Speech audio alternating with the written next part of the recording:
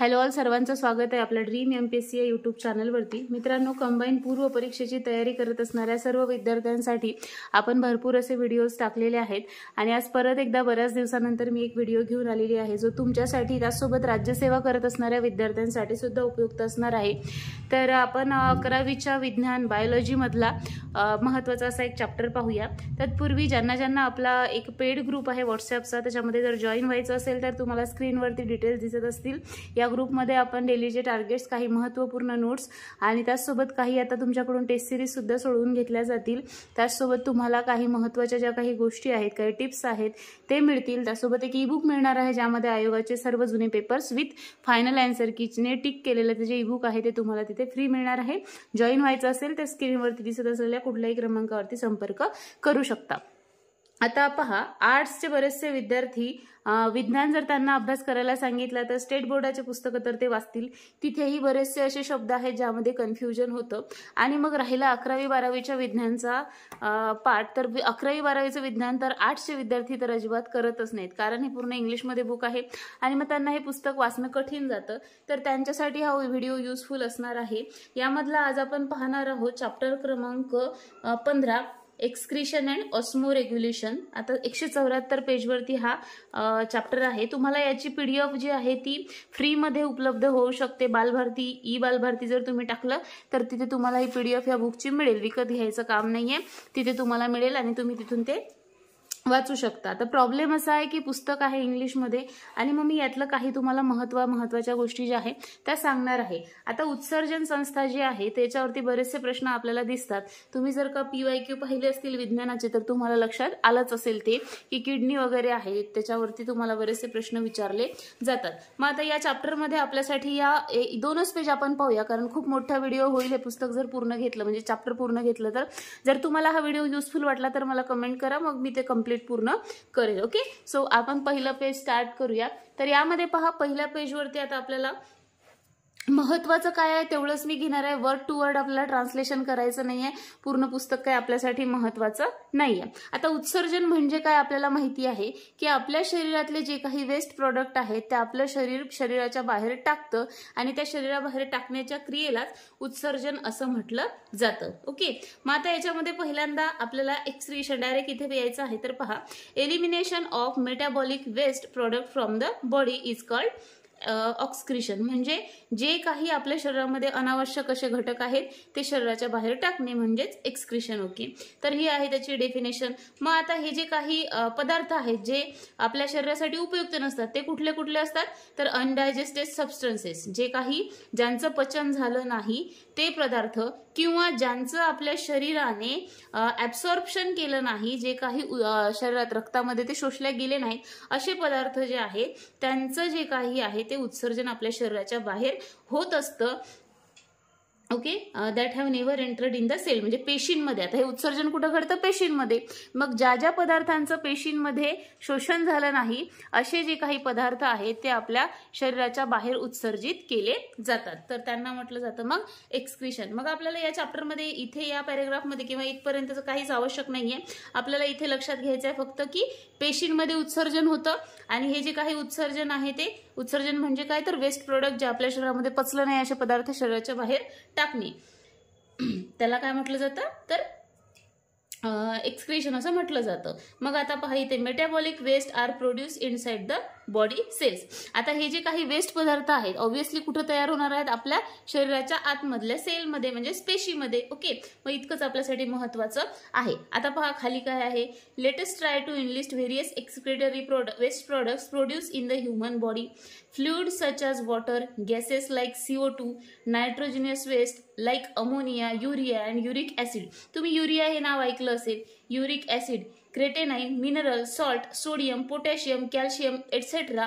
which if are present in the body in excess are excreted through urine, faces and sweat. आता पहा, आपल्या शरीरामध्ये जर का असे पदार्थ असतील जे कसे, म्हणजे ते एक्झाम्पल दिलेलं आहे आपल्याला की अमोनिया सारखे, युरिया सारखे काही गॅसेस असतात, काही वॉटर असते, काही CO2 सारखे गॅसेस आहेत, त्यानंतर युरिया आहे, युरिक ऍसिड आहे.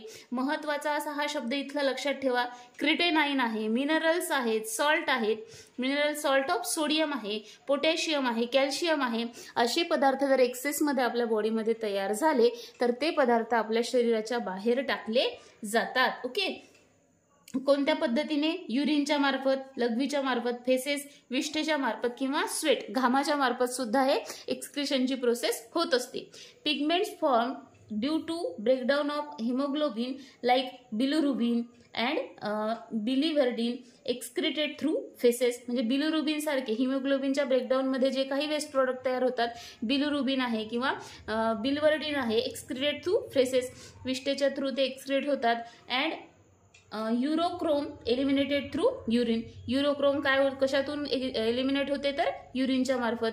Also the pigment present in the food stuff like beetroot consumed by the organism, excess of water soluble vitamin, hormone and drug taken are eliminated.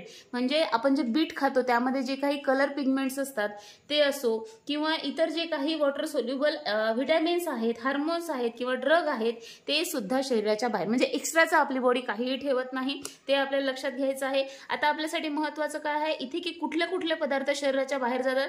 यातला हा creatinine शब्द तुम्ही वाचला नसेल तर महत्वाचा, अमोनिया आहे, युरिया आहे. आता याच्यावरती मी तुम्हाला एक चार्ट दाखवते. तर हे सगळे पदार्थ जे आहेत ते आपल्यासाठी काय तर आपल्या शरीराच्या बाहेर टाकले जातात. Spices we consume contain volatile substances. आपण जे काही मसाल्याचे पदार्थ खातो किंवा मसाले खातो त्यामध्ये वोलॅटाइल सबस्टेन्सेस असतात दॅट आर एक्सक्रिटेड थ्रू लंग्स. ते आपल्या फुफ्फुसांच्या द्वारे एक्सक्रिट केले जातात. आता आपल्याला विज्ञानामध्ये एक लक्षात घ्यायचं आहे की तुम्ही इंग्लिश शब्दांची सवय लावायची आहे. जरी आपल्याला मराठी शब्द आयोगाने विचारला नाही, त्याचा इंग्लिश मधला शब्द आयोग विचारतो. म्हणजे असं लंग्स तुम्हाला असं लिहून दिलेलं असतं, तुम्ही बरेच जर का पाहिलं तर अशा प्रकारे कदाचित लिहून दिलेलं आहे. आता लंग्स हा छोटा शब्द आहे म्हणून, परंतु बऱ्याचशा शब्दांचं तुम्हाला जसंच्या तसं मराठीत असं लिहिलं टाईप असतं, त्यामुळे तुम्हाला इथे दिसत नसेल आय थिंक, अशा प्रकारे लिहून दिल्या राहू शकतं. तर तुम्हाला ते इंग्लिश मधलं आलं पाहिजे, त्यासाठीच मग आपल्याला इंग्लिश मधल्याच शब्दांची सवय करायची आहे. मग एवढ्या चॅप्टर मधून आपल्याला काय महत्वाचं सापडलं? क्रिटेनाइन आहे, अमोनिया, युरिया हे कुठले वेस्ट प्रोडक्ट आहेत ते, त्यानंतर कुठले कुठले कलर पिगमेंट वगैरे आहेत ते कुठून होतात एलिमिनेट, त्यानंतर हे बिलिरुबिन आणि बिलिव्हर्डिन हे कुठून एलिमिनेट होते. तर हे आपल्यासाठी फक्त याच्यातलं महत्वाचं आहे. Body of organism can store excess of carbohydrate and fat but is unable to store excess amino acid. आता या वाक्यात आपल्यासाठी काय महत्वाचं आहे? यांनी काय म्हटलंय की आपली जी काही बॉडी आहे, एखाद्या सजीवाची बॉडी काय आपल्या बॉडीमध्ये स्टोअर करू शकते? कार्बोहायड्रेट स्टोअर करू शकते, फॅट स्टोअर करू शकते, परंतु आपली बॉडी जी आहे ती अमायनो ऍसिड स्टोअर करू शकत नाही. मग स्टोअर करू शकत नाही म्हणजेच काय? त्याचंच काय होईल? एक्सक्रिशन होईल. ओके, हेच excess amino acid are essentially broken down by a process called deamination. मग एक्सेस जे काही अमायनो ऍसिड असतात त्यांचं ब्रेकडाऊन केलं जातं कोणत्या प्रोसेसने? डिअमायनेशन या प्रोसेसने. In this process amino group is separated from the amino acid and ammonia is form. मग या प्रोसेसमध्ये काय होतं? अमायनो ग्रुपचं काय होतं? सेपरेशन होतं, वेगवेगळे होतात आणि in form the amino acid आणि अमोनिया जो आहे तो तयार होतो.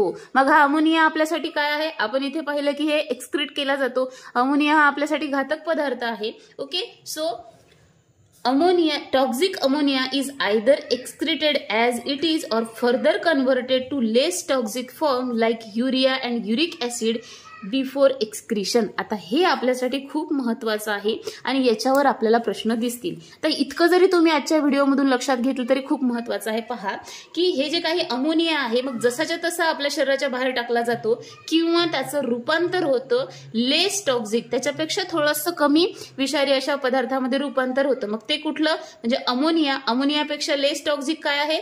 युरिया. आणि युरियापेक्षाही कमी विषारी काय आहे तर युरिक ऍसिड. अशा त्याच्या प्रकारात रूपांतर होऊन मग ते आपल्या शरीराच्या बाहेर टाकलं जातं. आता पहा मी तुम्हाला इथे एक सांगते, इथे सांगते. पहा आपल्या शरीरामध्ये तुम्ही भस्के सरांचं जर पुस्तक पाहिलं असेल तर त्यामध्ये हे दिलेलं आहे. अमोनिया आहे एक, त्याच्यानंतर दुसरा आहे युरिया आणि तिसरा आहे युरिक ऍसिड. ओके, मग हा जो काही अमोनिया आहे, समजा 1 ग्रॅम जर का अमोनिया असला, तो आपल्या शरीराच्या बाहेर जर का टाकवायचा असेल तर त्यासाठी 500 ml वॉटर लागतं. आपल्या मीच एक एक्झाम्पल देते. ओके, आणि जर का आपल्याला युरिया असेल, 1 ग्रॅम युरिया असेल, तो आपल्या शरीराच्या बाहेर टाकण्यासाठी 50 ml वॉटर लागतं. मी एक एक्झाम्पल देते, आपल्या म्हणते तर, कारण आपण अमोनिया एक्सक्रीट करत नाही त्यामुळे. ओके, आणि जर युरिक ऍसिड असेल तर 1 ग्रॅम जर का युरिक ऍसिड असेल तो शरीराच्या बाहेर टाकण्यासाठी फक्त 10 ml एवढं वॉटर लागतं. मग आता हे जर का पर्सेंटेज पाहिलं तर खूप जास्त आहे. इतकं एखादा माणूस पाणी पितो का? नाही. 50 ml 1 ग्रॅमसाठी 50 ml हे ऍव्हरेज वाटतं आपल्याला. म्हणजे इथं काय येतं मग आपण लक्षात घ्या, इथं ह्युमन येतं. ओके, आणि हे त्याच्यापेक्षा कमी, म्हणजे माणसापेक्षा जे काही छोटे प्राणी असतील किंवा छोटे जे काही जीव असतील, जसं की पक्षी आहेत किंवा कीटक आहेत किंवा काही सरपटणारे प्राणी आहेत, हे येतात या गटात. म्हणजे युरिक ऍसिडचं एक्सक्रिशन कोण करतं? पक्षी, कीटक आणि सरपटणारे प्राणी. आणि हे जे काही युरिया आहे त्याचं एक्सक्रिशन कोण करतं? तर याला नाव द्यायचं सस्तन प्राणी. माणूस लिहिल्यापेक्षा सस्तन प्राणी युरिक ऍसिडचं युरियाचं एक्सक्रिशन करतं. त्यानंतर जे काही खाऱ्या पाण्यातले मासे असतात किंवा खाऱ्या पाण्यातले जे काही सजीव आहेत ते, ओके, खाऱ्या पाण्यातील जे काही सजीव आहेत तर ते सुद्धा या युरियाचं एक्सक्रिशन करतात. मग आता अमोनियाचं एक्सक्रिशन कोण करतं असं जर तुम्हाला उदाहरण विचारलं तर गोड्या पाण्यातील.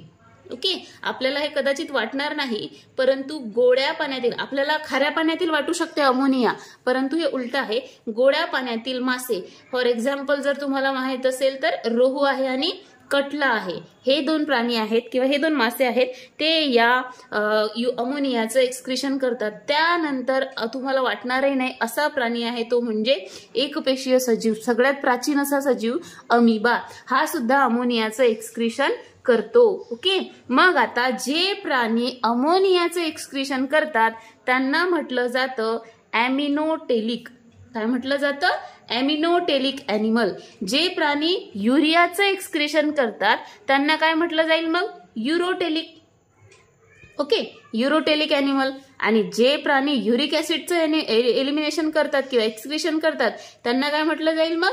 युरिकोटेलिक. त्यांना म्हटलं जाईल युरिकोटेलिक ॲनिमल. असे 3 प्रकार त्याचे आहेत. सो आपल्याला असं लक्षात घ्यायचं. मग आता जर तुम्हाला असं विचारलं की पर्सेंटेज जर का विचारलं तर मग तुम्ही काय लिहिसाल? अमोनियापेक्षा कमी कुठला आहे? युरिया. आणि युरियापेक्षा कमी कुठला आहे? Uric acid. हा त्याचा क्रम आहे. याला 500 ml लागतं, याला 50 लागतं, म्हणजे 10 पटीचा इथं फरक आहे. आणि याला त्याच्याही पेक्षा कमी, म्हणजे इथे फक्त 10 ml लागतं, म्हणजे अजून इथे कमी होतं. सो अशा प्रकारे याचा क्रम आहे, हे तुम्हाला लक्षात ठेवायचं आहे. एक्झाम्पल्स विचारले जातील त्यासोबत तुम्हाला यांच्या हे कुठला प्राणी आहे तर हा कुठल्या प्रकारचा आहे, म्हणजे युरिकोटेलिक आहे की युरोटेलिक आहे की ॲमिनोटेलिक आहे, हे सुद्धा विचारलं जाईल. मग आपल्यासाठी याच्यावरून ते माहिती खूप महत्वाची आहे. सो इथपर्यंत आपण आलो. आता खालचा पॅरेग्राफ पहा. There is no clear correlation between the phylogenetic relationship of organism and their major excretory product, but its habitat has, for example, tadpole of frog is aquatic and excrete ammonia. आता मी तुम्हाला हे जे example सांगितलं तर तुम्हाला मी काय म्हटलं इथं? सस्तन प्राणी, खाऱ्या पाण्यातील प्राणी. ओके, मग आता आपल्याला बेडूक हा प्राणी माहिती आहे. बेडूक, मग बेडूकचे 2 स्टेज असतात तुम्हाला माहित आहे. जेव्हा तो लहान असतो तेव्हा त्याच्या त्या लहान प्रकार जो बेडूक आहे किंवा छोटा बेडूक म्हणतो त्या बेडूकमध्ये त्याचं रूपांतर झालं नाही त्याला म्हटलं जातं टॅडपोल. मग हा जो टॅडपोल आहे तो कशाचं एक्सक्रिशन करतं? या अमोनियाचं. ओके, मग हा जो काही टॅडपोल आहे तो एक्सक्रीट करतो अमोनिया.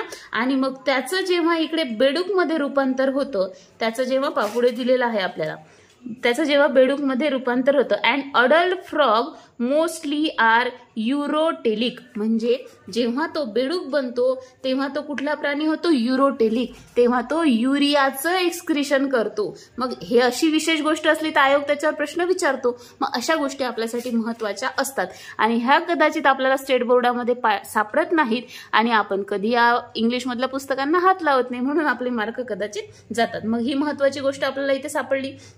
असं काही फिक्स नाही आहे की हेच होईल, परंतु काही जे एक्झाम्पल्स आपल्याला दिलेत, तुम्हाला माहिती आहे प्रत्येक गोष्टीला अपवाद आहेत, तसंच हे आहे. मग हे बेडूकचं पण एक्झाम्पल आपल्यासाठी आहे.